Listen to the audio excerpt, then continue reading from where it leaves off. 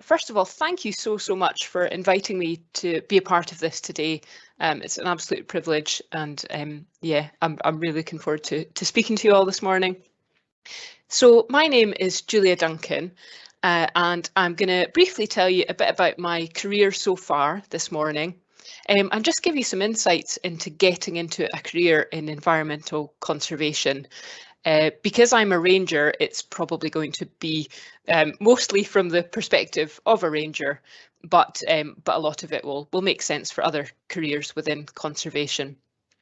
I've been working in conservation for almost 10 years now, and I've been at Atholl Estates as the estate ranger for about 3.5. So when I left school, I actually had no idea what I wanted to do. So I started out working in retail up in Inverness, selling kilts and toy nesses. I also worked for a while doing some living history with the National Trust for Scotland, but I just really wasn't sure what was the right path for me, to be honest. So I decided to do a degree, and to be honest, I just picked something that I thought sounded interesting. I didn't really plan any further in ahead than that. I ended up studying a BSc in Environment and Heritage Studies with UHI in Inverness. It covered a really broad range of topics, especially to begin with. So I was covering ecology, biology, conservation, climate change, but also things like heritage interpretation, archaeology, prehistory and historical landscapes, and it was absolutely brilliant. After I graduated, I started working part-time as a hospital cleaner. So at nights I was doing that, but it gave me my days free to volunteer. So I started to do some volunteering with the Scottish Waterways Trust in Inverness. And I was working with a former ranger who was just fantastic. I could say, I'd quite like this skill on my CV, please. And he was able to kind of nudge me in the right direction for that, which was awesome. I was involved in a big project where we planted 3,000 trees up and down the Great Glen. And I also worked with some local primary schools, helping them to get John Muir Awards. So it was a fantastic experience. At that time, I also started to go on a few training courses, mostly to try and learn a wee bit more about wildlife identification, which is something that I use every day and I'm still developing every day. But yeah, just tried to learn as much as I could while I could. From there, I was in a position to be able to take a full-time volunteer post. That was up in Aberdeenshire over one winter, working with the National Trust for Scotland. And I managed to survive by working as a footpath officer as well. So I got a wee bit of money for surveying footpaths and doing the path work on them as well. But yeah, it was tough going.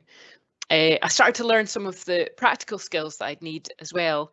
And to be honest, after the first few days of wheelbarrowing literally tons of type 1, I got quite fit. I was the most buff I have ever been.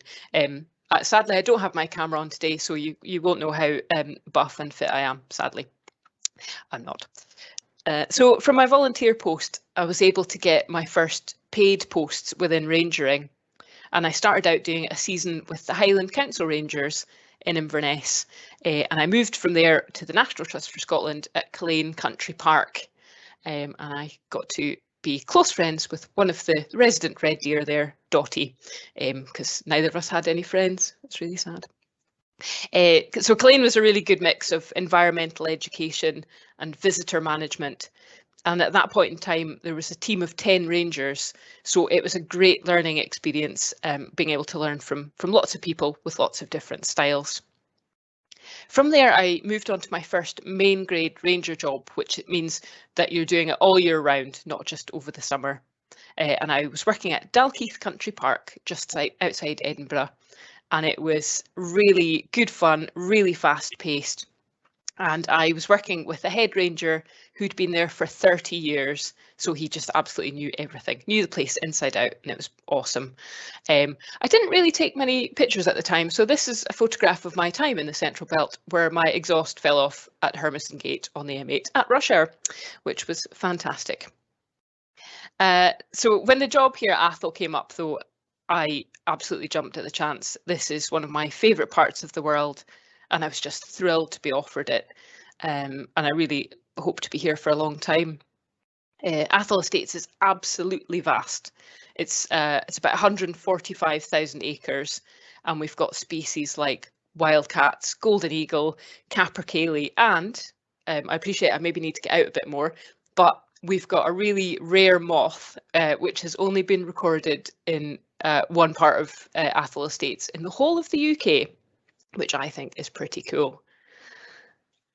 I think if you're already in any way interested in the environment or the outdoors, this is a really good path to look into. I think arguably people are appreciating that we've just got such a need to look after our planet. And yes, it can be a competitive area to get into, but we absolutely need that incoming flow of people to look after the place. I would say as well, while there can be a bit of time in the office, there's a really good balance. And especially as you're starting out, you spend a lot of time out and about. There's a really good deal of variety too, which really appealed to me. Often you're having to juggle your time a bit. So you could be in the middle of doing some work in the office, planning for delivering a mini beast hunting session for a primary school, but you'll get a call that say a tree's come down and is blocking a path, and you need to drop everything, go out and make sure the site is safe. So yeah, it keeps you on your toes. I think certainly for me, it's a lifestyle rather than a job, which is a big appeal. I live and work on site, and it means that I am really getting to know the place. You know, you can build a real relationship with the site that you work on, and it helps you then to share it better with others. The best way to start within conservation is by volunteering. So your local nature reserve or ranger service, I'm sure, would be more than happy to have you on board as a volunteer. It's a really good way to see which aspects that you like best as well, as every ranger service is slightly different. You might find that helping to deliver outdoor activities like mini beast hunts or guided walks is your favourite. Conversely, you might like to just be left alone to do some bird surveying. But when you're starting out, this can help you kind of inform your decision about the route that you'd like to take. For me, I quite like standing up in front of people. So for me, the public engagement is the fun part. But having that mixture of being able to go and then hide and survey birds is always good. In terms of progression, it's likely that after a period of time volunteering, you could be in a position to take on a seasonal ranger job. So these are usually from, say, Easter to October, and you'd be supporting main grade rangers like me with their tasks, but you'd end up with a fair few jobs of your own to do too. It can mean really long days, and generally a summer season can be really busy, but I absolutely loved my seasonal jobs. They were fantastic, such good fun. After a season or two, you should be on the lookout for a main grade job, but not my job, you can't have it, I like it. Which means working as a ranger all year round, and you take a bit more responsibility for the care of your site or sites. For some people, you could be happy not really to progress any further than that, because this is like the perfect balance of getting out and about, but then a wee bit more of the planning and admin side. But if you do wish to progress further, you could be a head ranger, which really is a managerial role. But it's a great thing to do if it appeals to you, but maybe a wee bit down the line. For starting out, ideally you need a qualification in something like countryside management. But when I worked at Culzean, my fellow seasonals, we had a real array of qualifications. So my colleagues had degrees in geography, zoology, ecology, a real mixture. Training courses are really invaluable too. I've done loads and loads of really cool courses, like off-road driving, which I would say is one of the most terrifying experiences of my life, but amazing. Lots of maintenance courses, and I've even done a course in mental health first aid, which was awesome. For me, I would say that the most important skill is communication. I feel like, how can you make people care about your site if you can't express to them what's there to be cared for, what's important about it? We communicate with a really wide range of people in a load of different situations.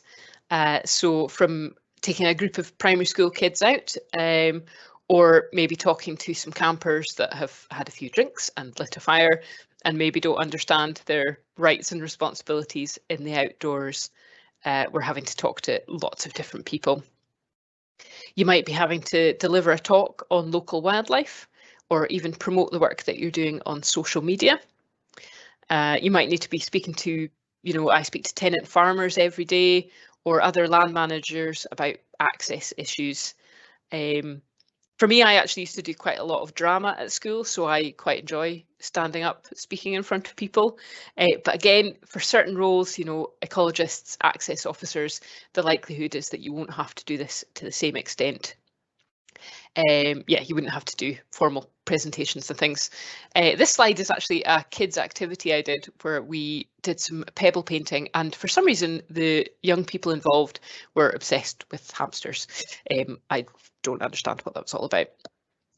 I think with being a ranger as well is that you're out and about, you're wearing uniform, so you're really recognisable, and people will stop and say, "Oh, are you the ranger?" and ask you questions, and that is a really, really fun part of the job too. Yeah, just trying to answer any of the questions that crop up to people. I think problem solving is really useful too. You need to really be able to think on your feet and adapt your plans. So you might be leading a guided walk, and despite having checked the weather forecast, conditions can change quite quickly. So you need to be thinking, right, do I want my group to still be out? Can I take them back? Can I change my route so we're a bit more sheltered? So you're always having to kind of think what's going on. Or you might be out on patrol somewhere really remote and see something unsafe like a broken bridge railing, and you'd have to decide there and then, can I fix this now? Have I got the stuff to do it? Can I make it safe and come back later? So yeah, you're always having to have a think about stuff like that. I think we do use some technical kit as well. So I've done a bit of chainsaw work, but there's loads and loads of courses that you can do, including through Lantra. And it's well worth getting on these courses as soon as you can. Some of these jobs will be asking for these qualifications as before you start. So I am not technical by any means, but I've learnt tractor driving, I've done ATV driving, I've done my chainsaw ticket. I also did a course recently on how to maintain and service sort of small engines. And again, I'm not technical, but I swear to goodness you can learn these things. That said, I've got a colleague who's really technically minded, and he's really good at fixing these things, and his practical skills are spot on. So if you've got the skills, great, but if not, you can absolutely learn, because I did. You need to be pretty resilient. Rangers work outside in all weathers and often doing quite physical jobs. So if you're outside working, your organisation will kit you out with everything you need, boots and waterproofs, but often you'll be swapping a wet set of waterproofs at lunchtime for one of your many spare dry sets. I remember doing path work with colleagues up in Aberdeenshire in absolutely torrential rain, and we actually had the competition to see whose waterproofs failed first. Yeah, it was good fun. You need to think about working safely too. So you'll spend a lot of time working in quite remote environments. So it's good to know some navigation skills to keep you and your colleagues safe. And you need to plan ahead so people know where you're working, when you'll be back, and then deciding on site if it's safe to carry on. This picture is actually up Glen Brewer, which is pretty bleak and pretty remote. And you could go up there in the middle of July and it would probably look the same. It would be snowing and all kinds of creatures waiting to jump out at you. Yeah, pretty bleak. Rangering, studying subjects like biology and geography can be really helpful. These were my favourite subjects, and I've spent a lot of time doing fieldwork for these too, which was fab. So certainly I would recommend them. And just generally having an interest in the environment is very useful. Here at Atholl, we're using technology a wee bit more these days, especially apps. So for our machinery checks, we're using an app that saves us using paper. And our farmers and gamekeepers are doing the same. This is my essential ranger kit, including the Tunnocks caramel wafer, but we've got a spot tracker in there which is now linked to an app on our phones. So we've just got that extra bit of cover. So yeah, apps definitely we use a lot. I'm using GIS, which is Geographic Information Systems, which is basically computer mapping, a lot more too. And again, if you get the chance to learn that, do. Lots of my friends have done degree courses where it's covered. So yeah, a really useful skill. I actually hated it when I studied it, but now I'm using it most days and I can see the importance of it. So yeah, it's very useful. That is just, yeah, I would have used my wee GPS spot tracker from lone working there out by the river. So hopefully this has given you an idea of how I ended up with my role at Atholl and given you some information about pursuing this career yourself. It's active, it's varied, and it's really rewarding, and I would heartily recommend it to anyone who likes working outside